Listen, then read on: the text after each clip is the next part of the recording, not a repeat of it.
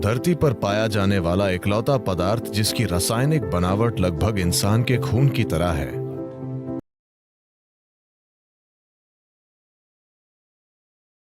खून की रासायनिक बनावट को संतुलित रखना और खून को शुद्ध रखना, ये चीजें जरूर होंगी। बच्चों की बौद्धिक क्षमताओं को बढ़ाने के लिए ये एक अद्भुत आहार है। कर्नाटक में कुछ जनजातियां हैं जिन्हें जेनु कुर्बा कहते हैं। जेनु कुर्बा यानी वे शहद इकट्ठा करते हैं। कुछ समय पहले मुझे उनके साथ कुछ समय के लिए रहने का मौका मिला था। उनका आहार कुछ ऐसा है। सुबह सबसे पहली चीज एक बांस का गिलास, यानी बांस की टहनी इस तरह से कटी हुई, इसमें करीब 3/4 लीटर शहद आ जाता है। सुबह 3/4 लीटर शहद, बस यही आहार है।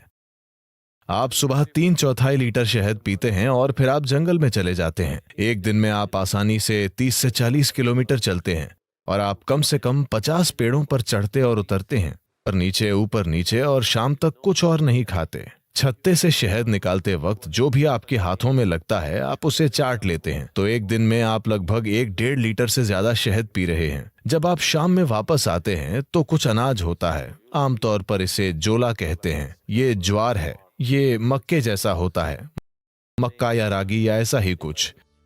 उनका रोज का मुख्य भोजन शहद है और आप ये 3/4 लीटर शहद पीते हैं और पूरे दिन इतने सक्रिय रहते हैं, लेकिन भूख नहीं लगती। वे बस वैसे ही ऊर्जा से भरे रहते हैं। वे इस पर ही जीते हैं। उन्हें शहद चरवाहा कहते हैं। शहद ही उनका आहार है। शहद उन सबसे अच्छी चीजों में से एक है जिनका आप सेवन कर सकते हैं। मानसिक स्थिरता, शारीरिक खुशहाली, जीवन शक्ति, इन सभी चीजों को काफी हद तक बढ़ाया जा सकता है सिर्फ रोजाना शहद के सेवन से। शहद का दैनिक सेवन आपके स्वास्थ्य के लिए बहुत कुछ कर सकता है, खासकर वो लोग जिन्हें अधिक बलगम की समस्या है। यह आपके दिल के लिए बहुत अच्छा है, आपके दिमाग के लिए अच्छा है, यह आपके मन को सतर्क रखता है और यह बहुत ऊर्जा देता है। खासकर अगर आपके बढ़ते बच्चे हैं तो उन्हें रोज शहद का सेवन करना चाहिए। यह उनकी बुद्धि और हर तरह के विकास के लिए बहुत कुछ करेगा। सफेद कद्दू भी। सफेद कद्दू और शहद दोनों चीजें एक साथ मिलकर बच्चों के लिए एक शानदार आहार हैं, उनकी बौद्धिक क्षमता को बढ़ाने के लिए। अगर आप शहद को पकाते हैं तो वो जहरीला बन जाएगा। शहद को पकाया नहीं जाना चाहिए। मुझे पता है कि लोग इसे बेक कर रहे हैं, इसे केक और दूसरी चीजों में पका रहे हैं। ये करने के लिए अच्छी चीज नहीं है। अगर आप इसे पकाते हैं तो शहद का कुछ हिस्सा जहरीला हो जाता है। आपको इसे हल्के गर्म पानी में डालना चाहिए, उबलते गर्म पानी में नहीं। अगर आप इसे गर्म पानी में डालते हैं तो ये एक प्रकार का एंजाइम तैयार करता है जो शहद में एक खास तरह का बर्ताव करता है, जिससे इसमें शरीर से वजन हटाने की प्रवृत्ति आ जाती है। अगर आप इसे ठंडे पानी में डालते हैं तो ये एक अलग तरह से बर्ताव करता है और ये शरीर का वजन बढ़ा देता है। ऐसा नहीं है कि कुछ चम्मच शहद जो आप ले रहे हैं उससे आपके शरीर का वजन बढ़ रहा है। आपके सोखने की दर ऐसी हो जाती है कि आपका वजन बढ़ सकता है। अगर आप सिर्फ सेहत बनाना चाहते हैं, जैसे अगर कोई एनीमिक महसूस कर रहा है, एनीमिया का मतलब है एक स्तर पर खून में लोहा कम हो गया है, मतलब आपकी ताकत कम हो गई है, ठीक है, आपके शरीर की मजबूती कम हो गई है, आप थकावट महसूस करेंगे बिना किसी कारण के थकावट, क्योंकि जब जरूरी लोहा नहीं होता है तो शरीर के हिस्सों तक ऑक्सीजन ले जाने की आपकी क्षमता कम होती है। इसका मतलब है कि आपका शरीर, आपका दिल, आपका मस्तिष्क सब कुछ कम स्तर पर काम करेगा क्योंकि आपके पास पर्याप्त ऑक्सीजन नहीं है।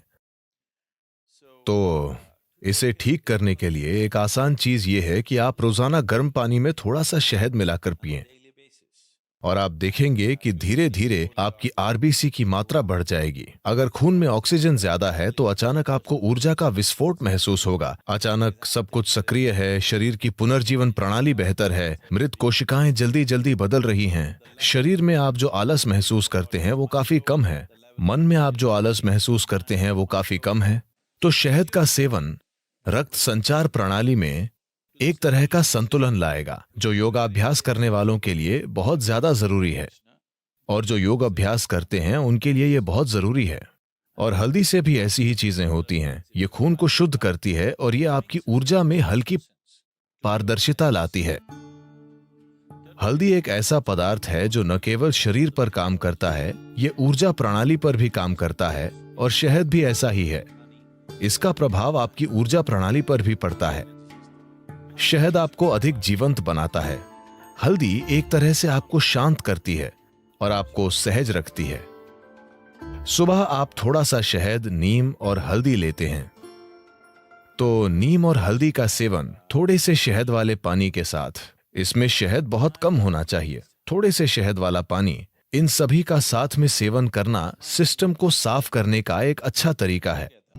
अगर आप एक नए स्तर का लचीलापन लाना चाहते हैं तो पहली चीज यह है कि सिस्टम से काफी सारा विषैलापन निकालना होगा। अगर आप सिर्फ पानी का आहार या शहद और पानी का आहार लें जो आपको पर्याप्त ऊर्जा देगा, अगर आप पहले से ही बहुत पतले नहीं हैं, अगर आप थोड़ा वजन कम कर सकते हैं, अगर आप शहद डालेंगे तो आपका वजन भी कम नहीं होगा। अगर आप पर्याप्त शहद लेंगे या आप चम्मच भरकर शहद लेंगे तो आपका वजन कम नहीं होगा। अगर आप 7-8 दिनों तक ये करते हैं तो शरीर से बहुत सारा विषैलापन बाहर निकल जाएगा। अगर आप ऐसा करते हैं तो आप पाएंगे कि अचानक आपका शरीर कहीं ज्यादा लचीला हो गया है। प्रयोग करके देखिए, इस पर विश्वास मत कीजिए। तो शहद एक महत्वपूर्ण भूमिका निभाता है। जो लोग यौगिक अभ्यास कर रहे हैं उनके लिए शहद का सेवन अच्छा है।